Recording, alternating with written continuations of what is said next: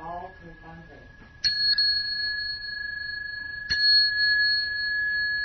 Please be seated. Namo tassa bhagavato arahato samma sambuddhassa. Namo tassa bhagavato arahato samma sambuddhassa. Namo tassa bhagavato arahato samma sambuddhassa.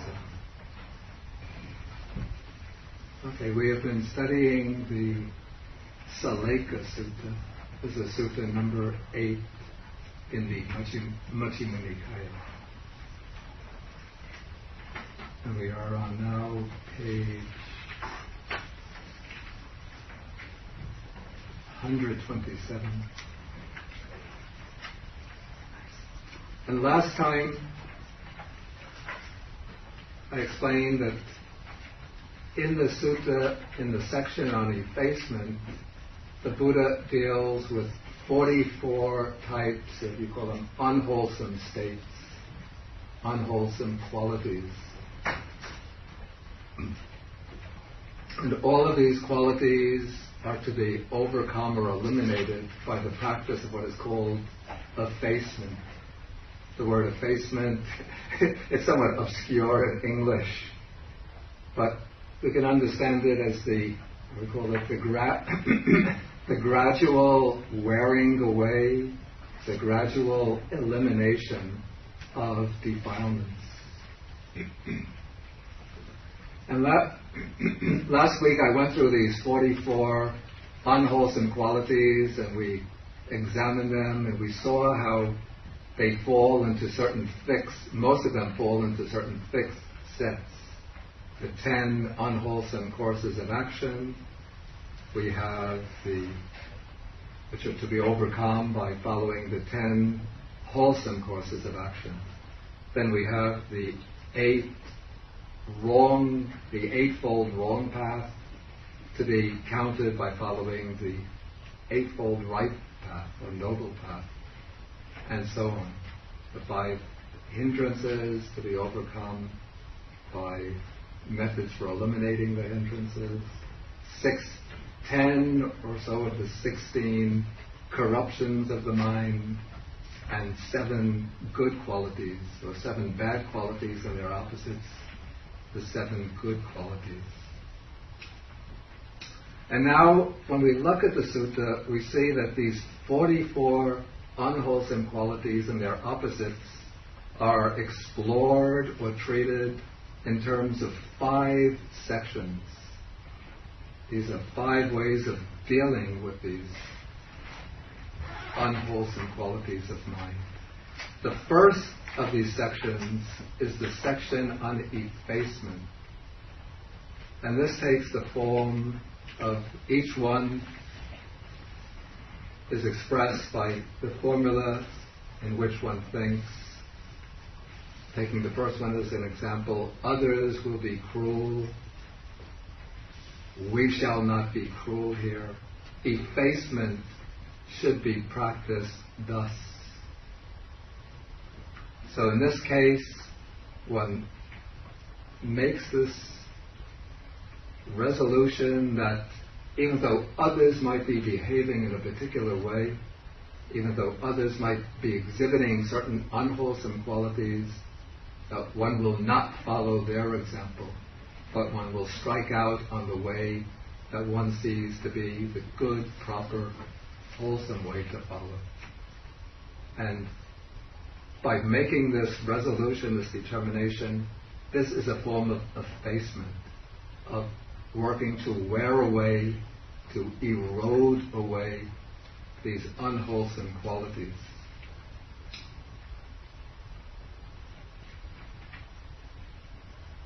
Now it seems to me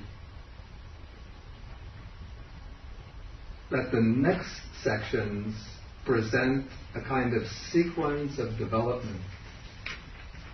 I don't know whether they are to be seen as developing the practice of effacement further, or actually starting with the beginning. It seems to me that almost with the section called Inclination of Mind, we start at the very beginning. We go back to the beginning, so to speak, and then trace the process of overcoming the unwholesome states through certain stages.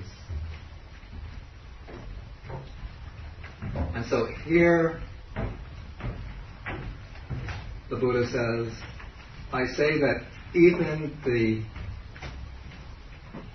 inclination of mind towards wholesome states is of great benefit. So what should be said of bodily and verbal acts conforming to such a state of mind? And here I will write this, a very important Pali expression used here.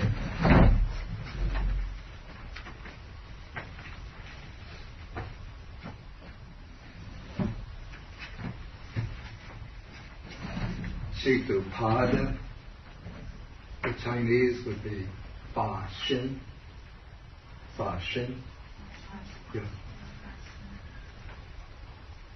Yeah. Now this word can be understood, I think inclination of mind, not a good translation. And I have to take the blame for this. I don't remember what Venerable Nyanamoli's original rendering was, but I think I had substituted what his original rendering. I had replaced it with this, but I think it's not so good.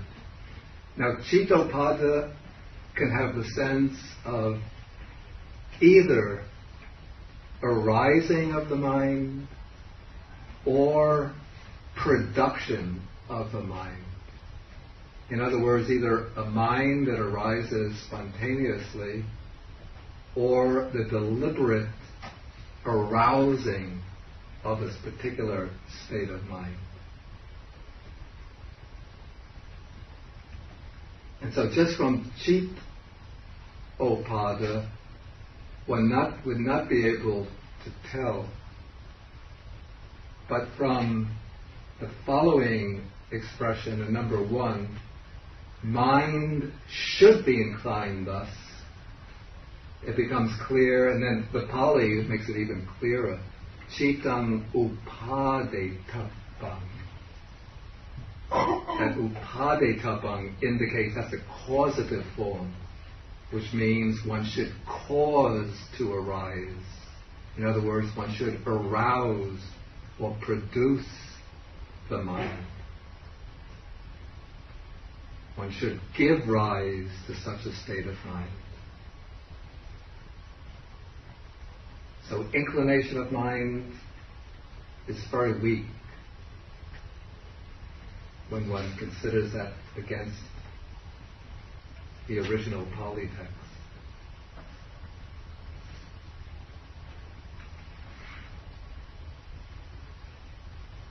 And so the Buddha is saying that even the production of the mind, the arising, the arousing of the mind towards wholesome states is of great benefit. So what should be said of would be the disposing of the body and of speech in the direction of such a state of mind. In other words, what should be said of acting or speaking in conformity with such a state of mind.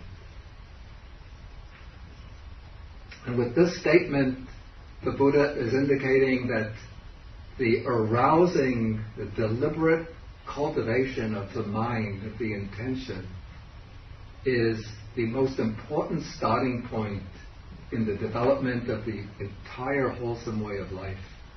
That if one doesn't make a deliberate effort to cultivate wholesome intentions, wholesome resolutions, wholesome determinations, if one just leaves it to chance, sometimes one will do what is proper, other times one will follow one's own inclinations. When one follows inclinations, they usually lead in unwholesome directions. So if one just follows one's own inclinations, then one will usually get into trouble.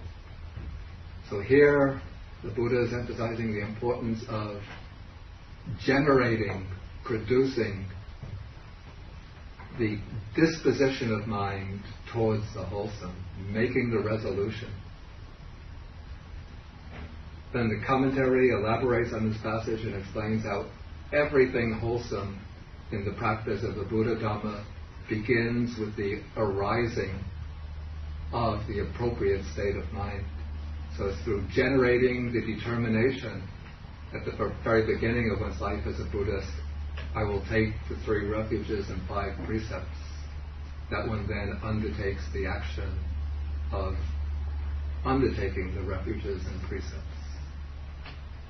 It is through making the determination, arousing this mind, I will practice generosity, that one then undertakes acts of generosity.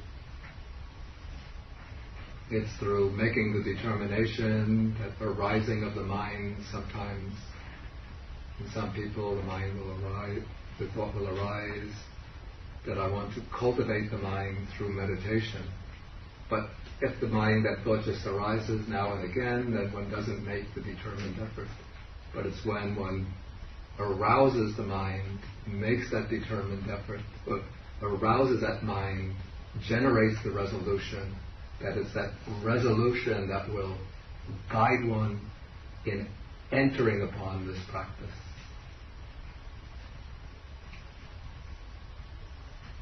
And then, of course, the commentators are monks, and so then they say, well, it's the resolution, if the mind arises, that I will go forth into homelessness. So that thought arises, but if you just let the thought arise, then it will fade away.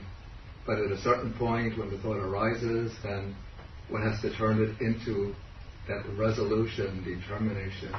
I will go forth into homelessness. Then one wants to develop the meditation subject up to the level of the jhanas. Again, one has to make the resolution, I will develop the jhanas. One wants to develop insight, one has to arouse that mind to develop insight. And so everything depends upon the resolution.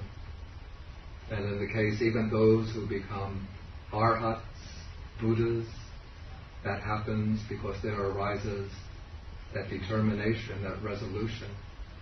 First, either the resolution, the mind wishing to be entirely liberated, free from the round of samsara, or there arises the mind wishing to achieve complete enlightenment of Buddhahood. That is Chidopada. It all comes about with the arising of the appropriate state of mind. Now, in the case of the practice for effacement, here the Buddha says that one should arouse the mind for each of these 44 ways of eliminating the unwholesome states. The text here is abridged, so it just begins first, second, then we jump right ahead to the 44th. Now, it's very useful for one's personal development. This is what I often recommend. If you try to develop all 44 of these, you'll think it's too much, cannot do it. But look through the list and try to find 3 or 4 that particularly applicable to yourself. And then make the resolution, arouse that mind every day. Just do it once a day, maybe twice a day if you have that problem, if it's really a difficult problem. Once in the morning after waking up, once in the evening before going to sleep. If you're disposed to get angry easily, make the resolution. I will not get angry, but I will remain patient even under difficult conditions. If you are disposed to be lazy and postpone things that have to be done, you make the resolution. I will not be lazy, but I will be energetic and diligent. If you are disposed to be insolent, whatever. I will not be insolent, but I will be polite and considerate towards others. If you dispose, whose problem is this? To be obstinate, make the determination, I will not be obstinate, but I will be flexible, yielding. Then, if you're disposed to adhere to your own views, to hold on to them tenaciously, relinquish them with difficulty, you can use a reflection that I will relinquish, I will just be concerned with the truth, not to hold to my own views. Remember I was telling you last week about my when I first became interested in Buddhism, and I was learning from this monk who was my first teacher. After 3 months or so, I thought I knew more Buddhism than he did, so I would always, based on my reading of the Ramakrishna Mission Swamis, of their writings on Buddhism, and Alan Watts, so I would argue with him. Usually the arguments centered around the view whether the Buddha's teaching of anatta means, as my teacher would say, that means that there is no self. But since I was reading Watts and the Swamis, they were saying the Buddha's teaching of anatta means that there's really the big, great, universal self. And I would hold that view very strongly, that I would say, okay, the Buddha's teaching of anatta means no individual, private, finite self, no limited ego. So I was holding that view so strongly that it seemed that I was really believing not in the big universal self, but in the finite, limited ego, my own ego.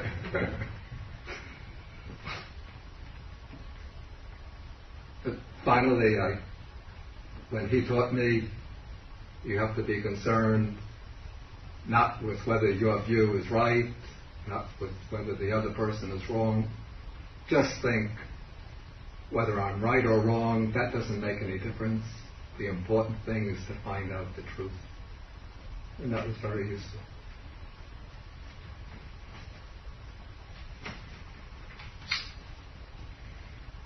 Of course, there were a few other things I think my views were true and his were false.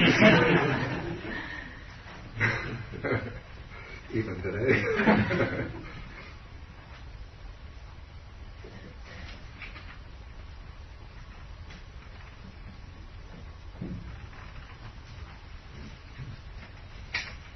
And so, just go through, and you'll find that it's very, very helpful to do this. You don't do it just 1 or 2 days and then think, well, I've tried it already.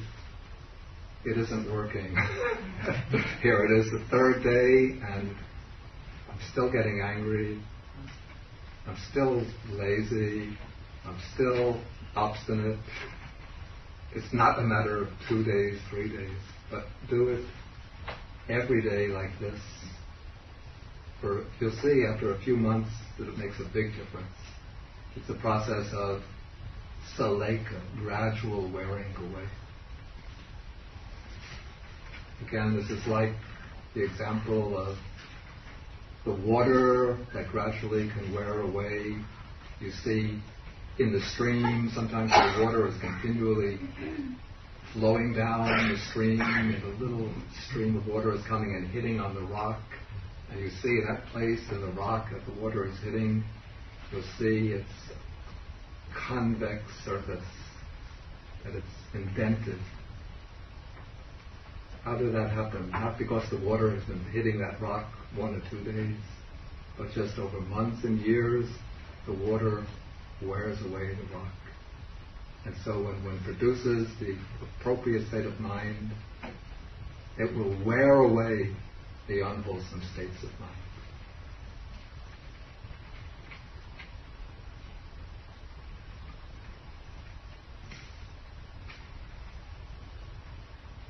Okay, so this is the inclination of mind, or better, the production of mind, the arousing of the mind.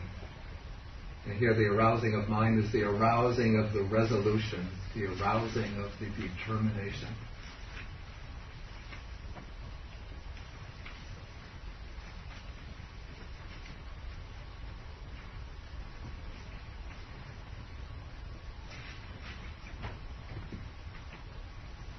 Okay, now the next section on page 128, this is called the avoidance section.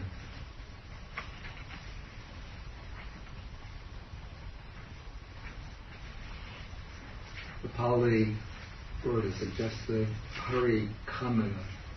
It means literally walking around.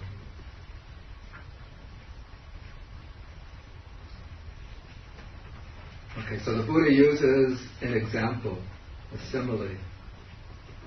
He says, suppose there were an uneven path.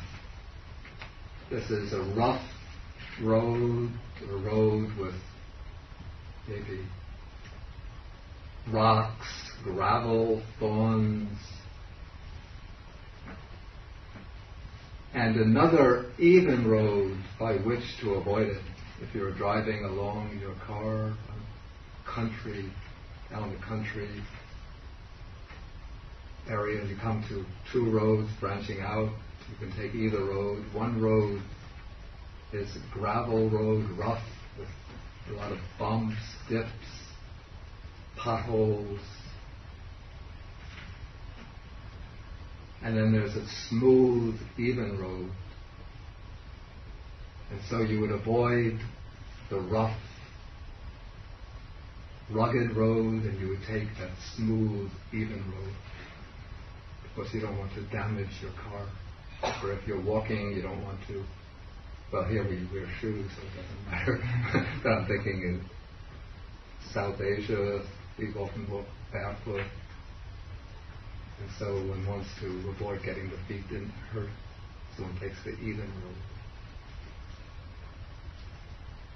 And so I think this section now is taught, and so just to complete, the Buddha says, and so too, a person giving to cruelty has non-cruelty by which to avoid it.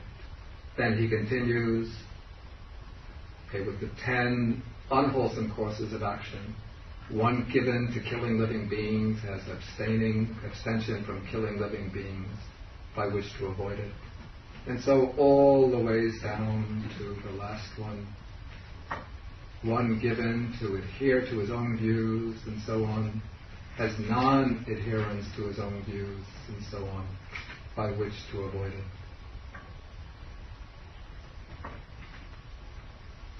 I think this passage can be understood from several points of view. For one thing, here the Buddha is teaching that for every unwholesome state of mind, for every unwholesome quality, there is some remedy for that quality. There is some way to overcome it.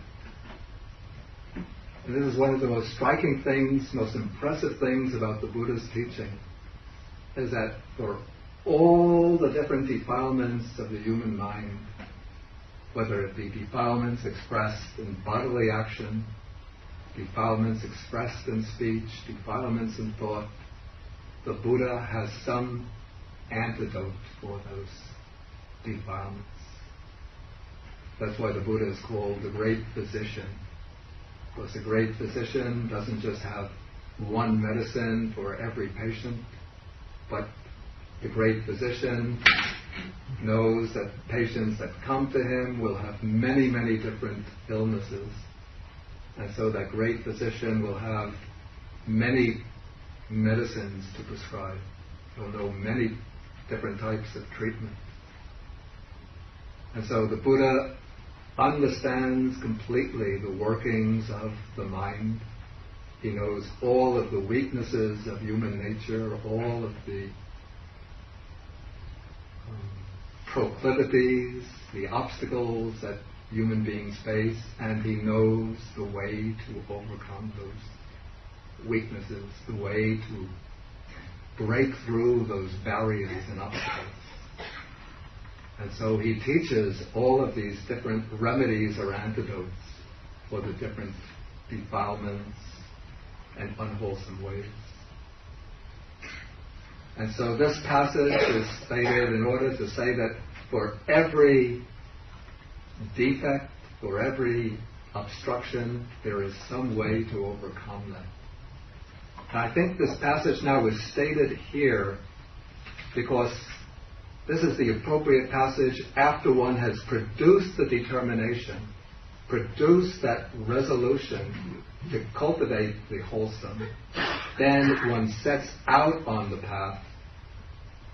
And so as one is walking along the path, then one will sometimes meet new obstacles that one hasn't expected to encounter.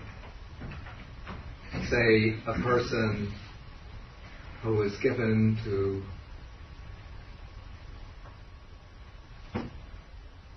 a person should definitely always be observing the 10 courses of wholesome action. But somebody might be angry and resentful. Okay, and so they're working on overcoming anger and resentment.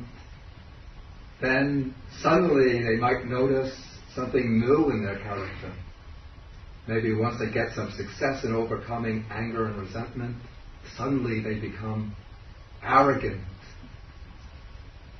They start thinking that now I've become free from anger, free from resentment, I'm so so patient, so full of kindness and consideration.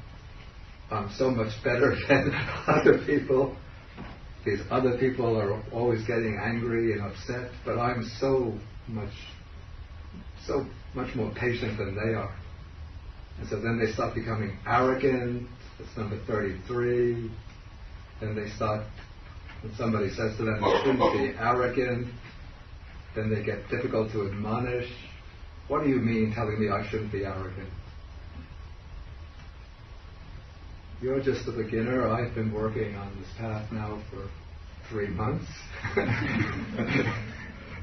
I'm a veteran already. Okay, so new faults arise in one's character. And so when one starts seeing these new faults appear, then if they become apparent to oneself or other people point them out, then one has to realize that there are ways to overcome those faults. Or somebody might have a lot of faith, they might be very humble, very patient, but they might lack mindfulness and wisdom, number 42, 43. Then they should realize that they have to develop mindfulness and wisdom, and that there are ways to develop mindfulness and wisdom. And so then they would look at number 42 and 43. One given to unmindfulness has the establishment of mindfulness by which to avoid it. One given to lack of wisdom has the acquisition of wisdom by which to avoid it. And so whenever one sees some weak spot, some defect in one's character, then one will check that defect against this list of unwholesome qualities and see that there's some way to avoid it. Because this is a concise sutta, the text doesn't specify in detail how does one develop mindfulness, how does one acquire wisdom. But to get those details, then one will turn to call a spiritual friend, somebody who knows the Buddha's teachings well for advice, or else if one studies the Buddha's teachings in detail, one will find more detailed explanations in other suttas. So when you know the entire body of the suttas, then you can fill in the details just by putting passages from the text together. Okay, so that is the passage on ways of avoidance. And now, the fourth section, this is very important. This is called the way leading upwards. It actually should be the way leading downwards and the way leading upwards. And this introduces an important fact about unwholesome and wholesome states that one has to take into account, that one should not look at them lightly, not consider them lightly, not be negligent regarding them. But what one needs is the quality of heedfulness. And heedfulness, appamada, means in part that one recognizes that one's qualities of mind, qualities of character, one's actions have consequences. They have consequences in this very life itself and consequences for our future lives, consequences for our long-term future extending over many lives. And one shouldn't take this, if one really understands the Buddha's teaching, just as myth, legend, or Indian cultural accretions. Now it's very fashionable to say that all of these teachings of karma, rebirth, this is just part of the Indian cultural heritage of Buddhism. But now we are much more sophisticated today in the West, so we can get rid of all of this and we just have a Buddhism that we can practice here and now. Buddhism for today. But the Buddha says that we have to consider things really from a very long-term perspective. And when we consider unwholesome and wholesome qualities, states from the long-term perspective, he says, Ye kechi akusala dhamma sabbe te ado bhavang kamaniya. That is, whatever unwholesome qualities there are, all of them lead downwards. They go downwards. How do they go downwards? First, they lead downwards within ourselves. That is, when these unwholesome qualities arise in the mind, okay, naturally they arise through long-term conditioning. That can't be helped.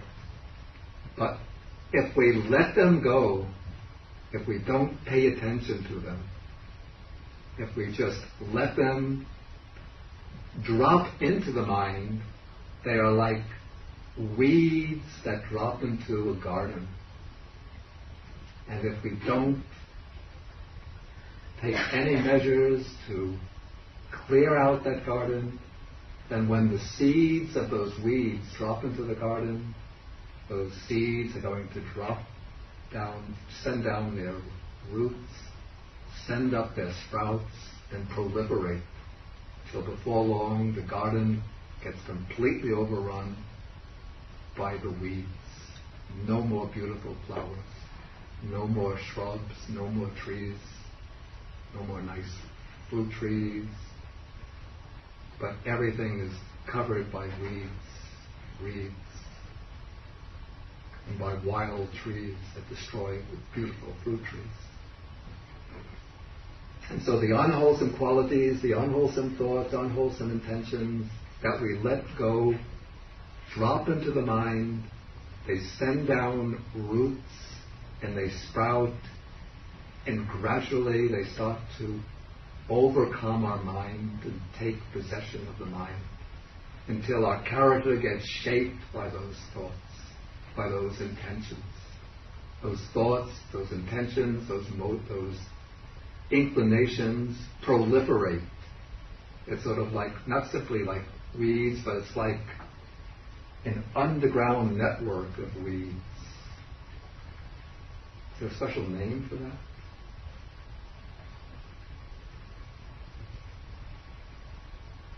either they send down roots which spread. Actually, in Pali, that's the idea. It's a Maluva creeper. They send down.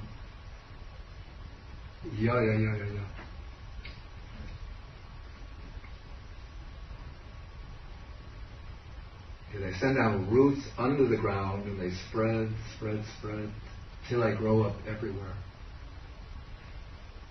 This is the creeper that creeps above ground, the Maluva creeper, in the forest, and it spreads, it grows along the surface of the ground, then it sends up a shoot which climbs up a tree, climbs and winds around the tree, then other shoots go along the ground and climb up other trees, and they wind around the tree, then they grow all over the tree, then they become so massive that they prevent the tree from growing, they stunt the growth of the tree.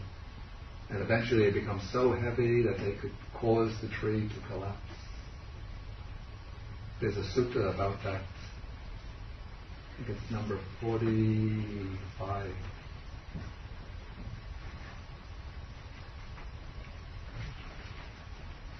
In the Majjhima Nikaya.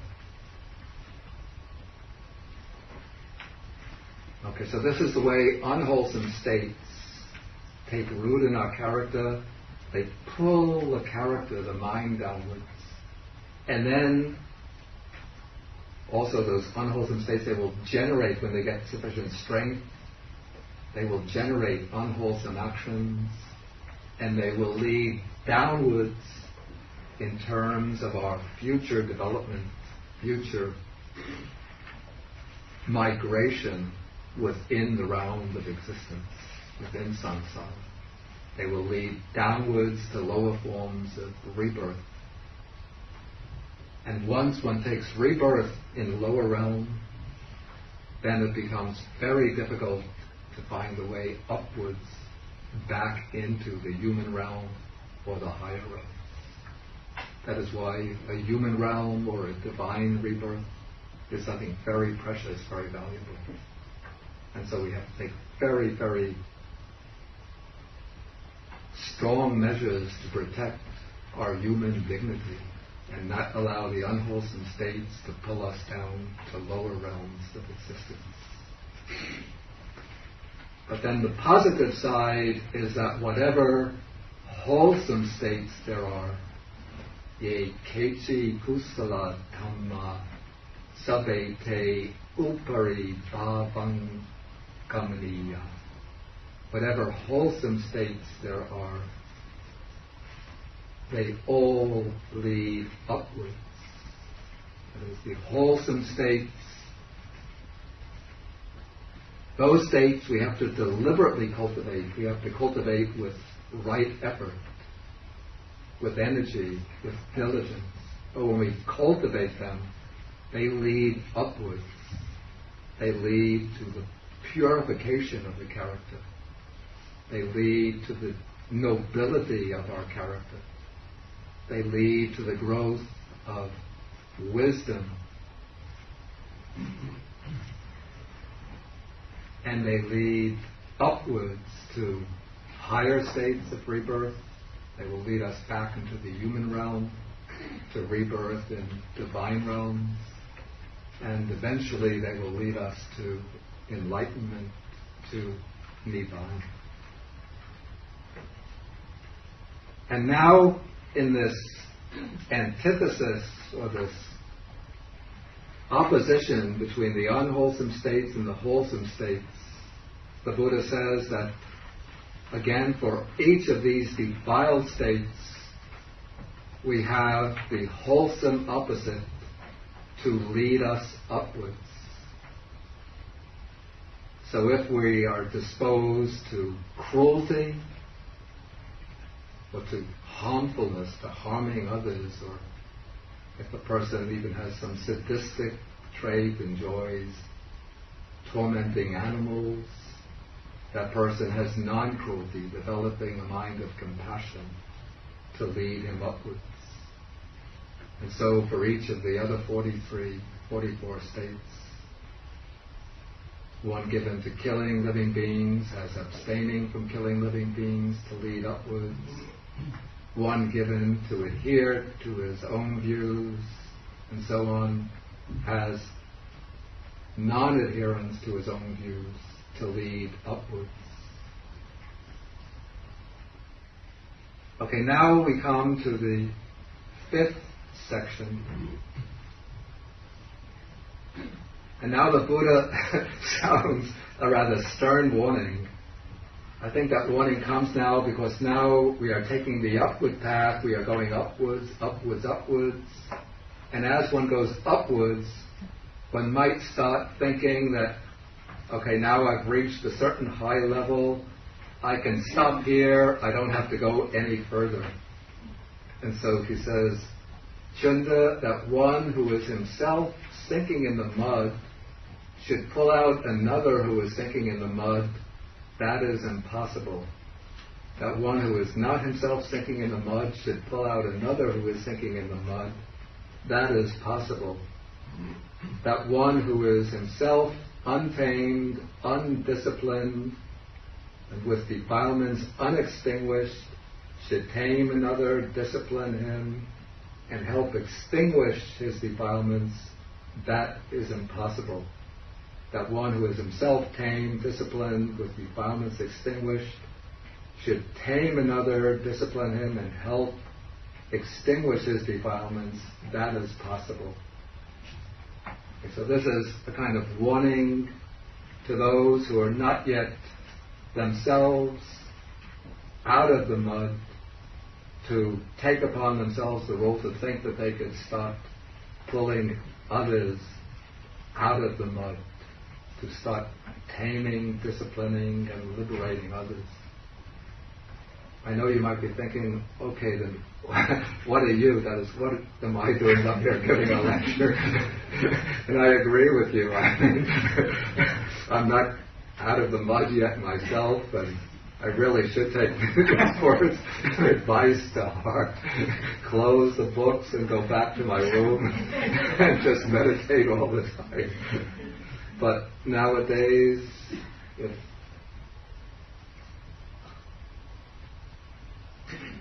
foolish people like me don't talk on Dhamma, then people who are even more foolish will talk. They won't be challenged. They're talking anyway, but they won't be challenged. So, what to do? But I don't think that we have to take this statement to mean that one shouldn't speak on Dhamma until one is completely enlightened, completely liberated. But I think this is a warning that one shouldn't really consider oneself fully capable of liberating others while one still has work to do. And especially when one is really sunk in the mud, still overwhelmed by defilements, one should not start setting oneself up in the position of being a teacher. Too many, I have to say, who make maybe a little progress in meditation, a little progress in learning in the past, even nowadays, start thinking, now I'm ready to become a Dharma teacher. And then usually you get like a, what do you call this, a curriculum vitae or like bio file, is that what it's called? Bio sketch.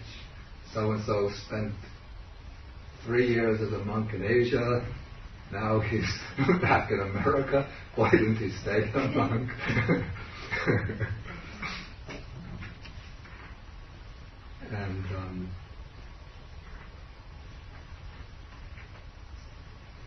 And so one has to go about this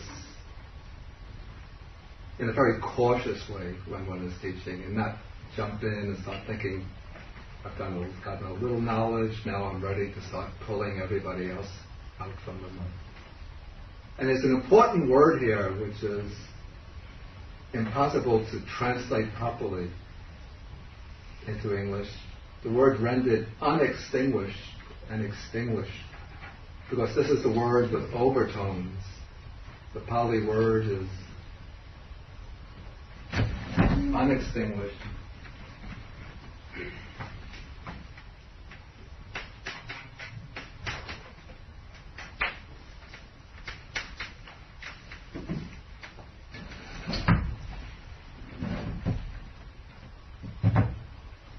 Okay, the word unextinguished is with defilements that one who is himself untamed, undisciplined, unextinguished.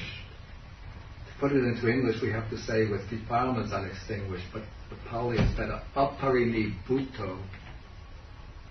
Now, one could also translate this.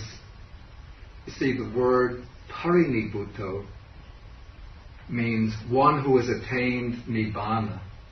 Parinibhuto, nibhuto is the past participle that is used to indicate attained nibbana. And that's the prefix form, parinibhuto. Parinibhuto is one who has attained nibbana. Aparinibhuto is one who has not attained nibbana. And then the phrase that's given here at the end of this paragraph, help extinguish his defilements. Again, it's a makeshift because the Pali has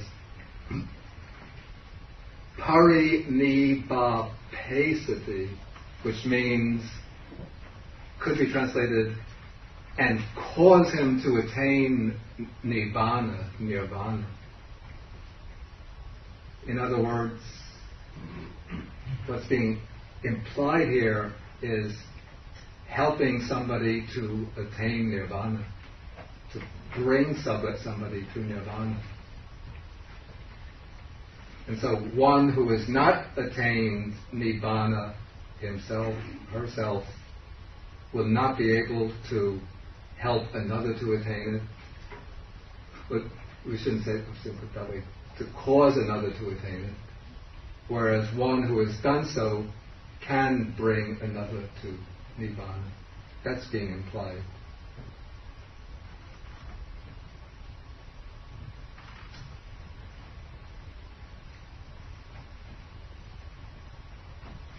And now this is used, this idea of extinguishing is used not in relation to one person helping another to extinguish the defilements, but that one person, himself, herself, has the ability to extinguish his or her own defilements. And the way to do that is to use the wholesome qualities, each of the 44 wholesome qualities, to extinguish the unwholesome opposite. So, for example, a person given to cruelty has non-cruelty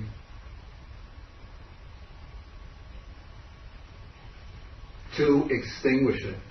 And the word to extinguish it here is parinibbanaya.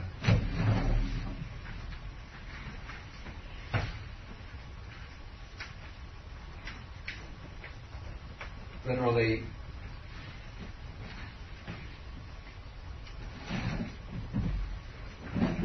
it would be for bringing the person given to cruelty has non-cruelty for bringing cruelty to nibbana. We might translate it that way, to sort of play on words here. Because the idea of nirvana is extinguishing. So what one is extinguishing is the fire of the unwholesome states with the wholesome opposite. And so for each of the 44 unwholesome qualities, one uses the wholesome opposite. One conceives of the 44 unwholesome qualities as being like a fire, and the 44 wholesome qualities as being like water.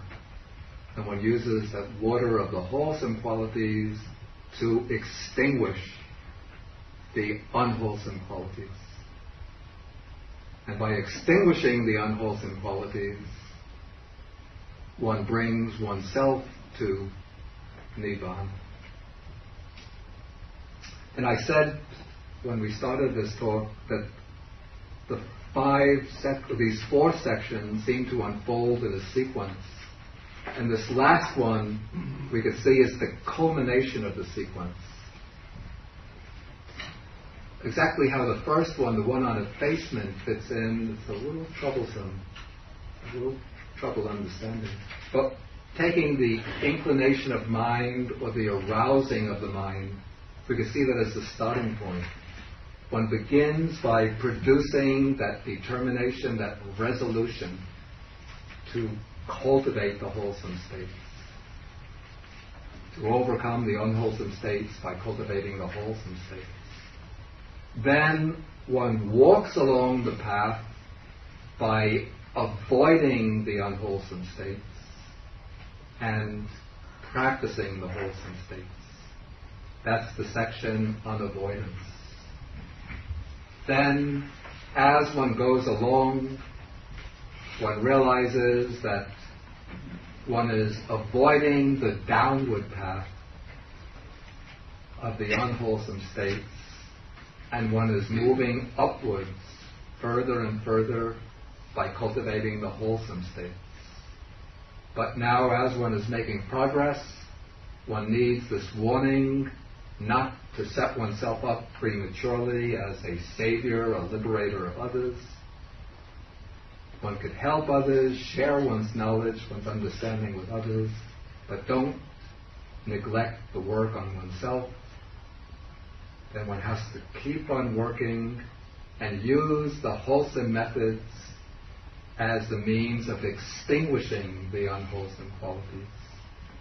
And when all of the unwholesome qualities are extinguished, then the work is done, then one is liberated. And so then the Buddha sums up his discourse, paragraph 17. He says, "So Chunda, the way of effacement has been taught by me. The way of inclining the mind, or now I would prefer the way of generating the mind, or generating the resolution, has been taught by me. The way of avoidance has been taught by me. The way leading upwards has been taught by me. And the way of extinguishing has been taught by me." And now the Buddha says, what should be done for his disciples out of compassion by a teacher who seeks their welfare and has compassion for them, that I have done for you, Chunda. There are these roots of trees, there are these empty huts. Meditate, Chunda, do not delay, or else you will regret it later. This is our instruction to you. And that is the discourse on effacement. Maybe if anybody has any ideas of how the first section, the way of effacement, fits in, I'd be interested to hear. If you see that the other sections form a gradual sequence, how that section fits in. I've been thinking about it, but I don't have a solution. Yeah. My only thought is that they are meant to explain the way of effacement, that they are the gradual removing of the defilements, that so that the other 4 are explaining the first one.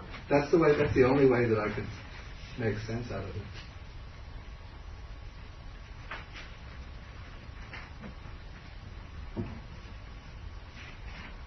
But then one would expect the Buddha to say, I will teach you the way of effacement. And what is the way of effacement? It is, first there is the way of generating the mind, then the way of avoidance, then the way of leading upwards, then the way of extinguishing. As I said, the way of effacement is put in almost as though it's a separate process in its own way. That's why I get stumped. But unless there's a better idea, then I think we'll have to agree that that is the correct interpretation. Did we have an understanding of why he's talking about effacement at all? Because that wasn't Chunda's original question. Yeah.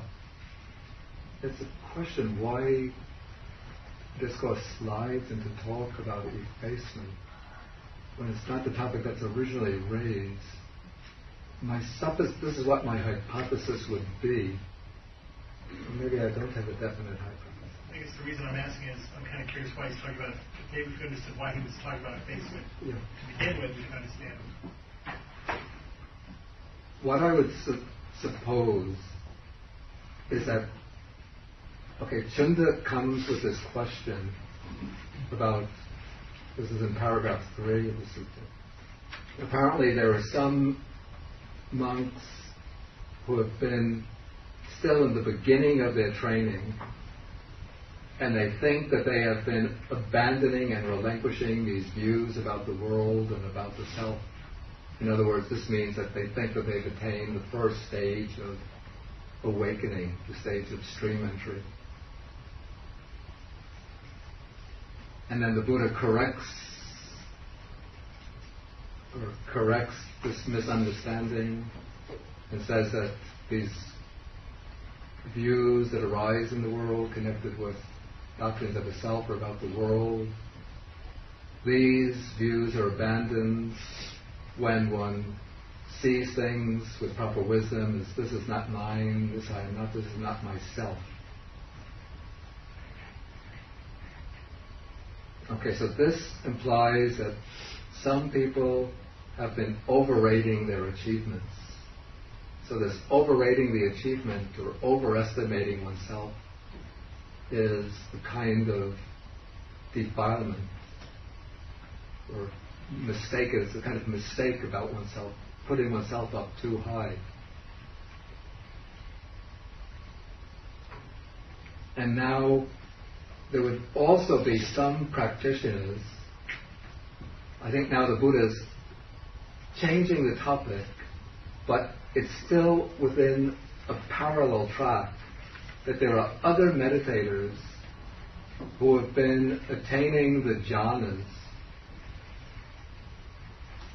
and they are thinking that they are, by attaining the jhanas, that they are eliminating defilements. This is effacement.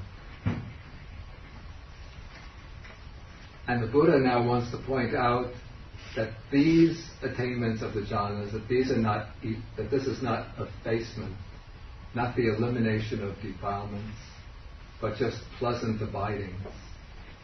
And so the parallelism here, let's put it this way. They think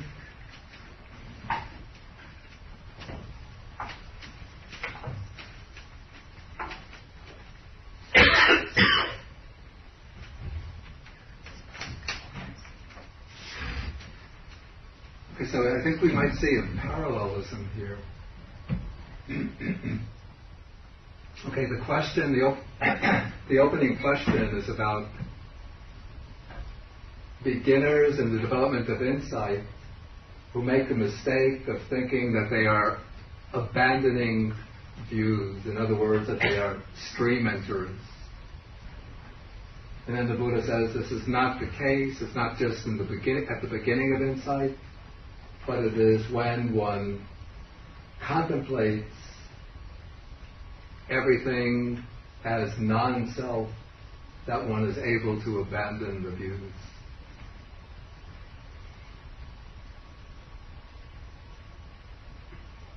Then we shift to a different topic, but one that is parallel. The Buddha brings up the case of those who are attaining the jhanas and then the formless attainments, and they think they are abiding in effacement. In other words, that they are removing defilements. And the Buddha says this is not the case, but the way to overcome, to remove the defilements, the correction, is by practicing these 44 ways in the 5 sections. It's Sallekha? Sallekha is the word. Does it appear with some sort of greater frequency in other books of the canon?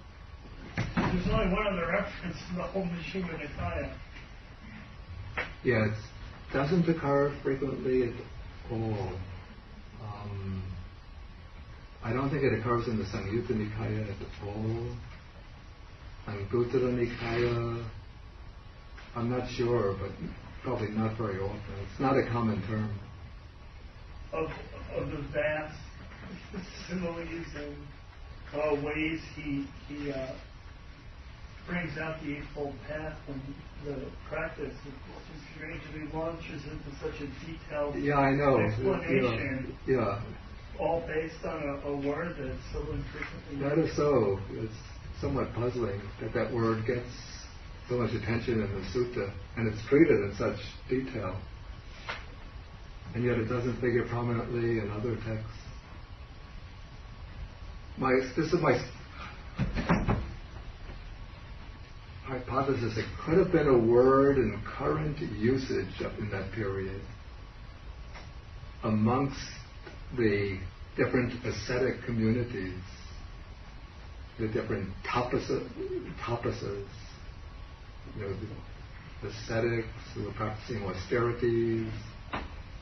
And so the Buddha could have just taken that word over for special purposes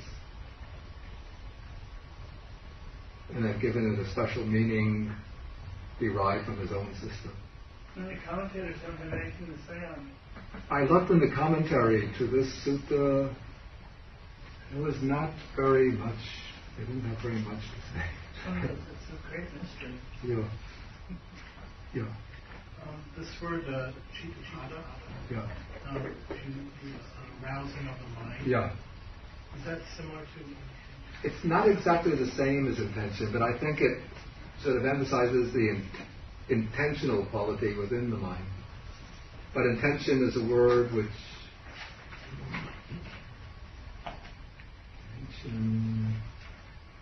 I would say it's more the aspect of determination, resolution. But there's determination within that. There's intention within that. But I wouldn't just equate it flatly with intention. Just looking in the soothing of it. Yeah, I think it's mentioned in a connection with the ascetic quality.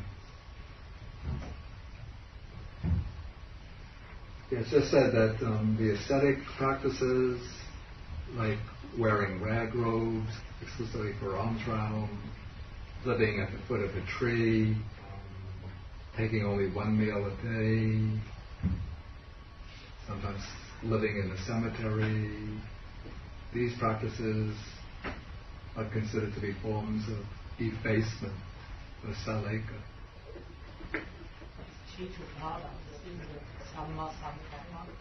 It's not exactly the same, because Samma Sankappa has a more limited meaning. Samma Sankappa, it's usually restricted to, that's what I would translate intention as Sankappa, the intention of, it's usually explained the intention of renunciation, the intention of benevolence, of goodwill, the intention of harmlessness. So it's just restricted to those three, whereas Chitta-pada can cover just about anything. And there can be, I guess, good, as well as good Chitta-padas, there can be bad Chitta-padas too, the arising of the mind in regard to unwholesome things. Though usually one doesn't have to make a strong effort to arouse the mind for unwholesome things. The mind goes there by its own inherent tendencies. But it's towards the wholesome that one has to arouse the mind or generate the mind. But citta maybe is considered to be the whole entirety of the mind, and intention to be one factor or force within the mind. But it's a force that becomes very prominent in this act of generating the mind. Sukhi, way in the back there. Yeah. The Veda Vitaka. Right, first. Yeah. And then think. Yeah. And then become a mind. Yeah. And then chitta. You first then you have to arouse your mind. That's an interesting way to see it. Yeah, maybe we could think of the first section as maybe the initial spontaneous arising of the mind in this way. Is that the way what you mean? And then the second one, the production of the mind, the arousing of the mind, is more like a deliberate generation of the mind. That is a possibility. Yeah. Yeah. Yeah, that's different. Anyway, I think we've come to the end of our time. Actually, we are over the time limit. Okay, next time we will do very important sutta number 2 in the Majjhima Nikaya. That is the Sabbasata Sutta. Sutta on all the things. Okay, we do the sharing of the merits. Sharing the merits. Producing the mind, sharing the merits with the devas,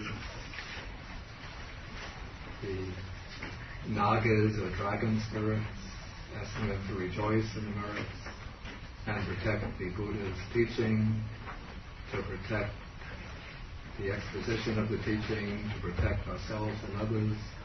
Then we share the merits with the devas and the Bhutas, the harmful spirits, asking them to rejoice in the merits and achieve all their good wishes, all their success.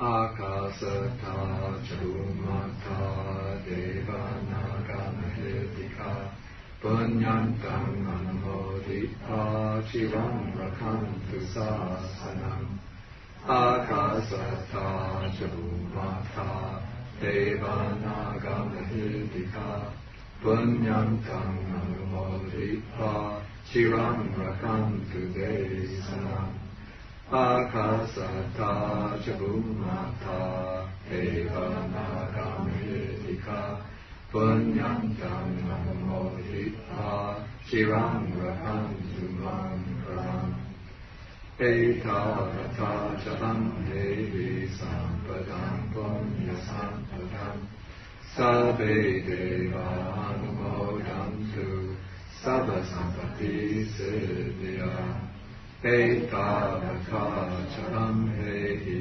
Sampadam Punya Sampadam Sabbe Buddha Anumodantu Sabba Sampati Siddhya Etavata Chaham Devi Sampadam Punya Sampadam Sabbe Sakanu Modantu Sabba Sampati Siddhya. Please rise.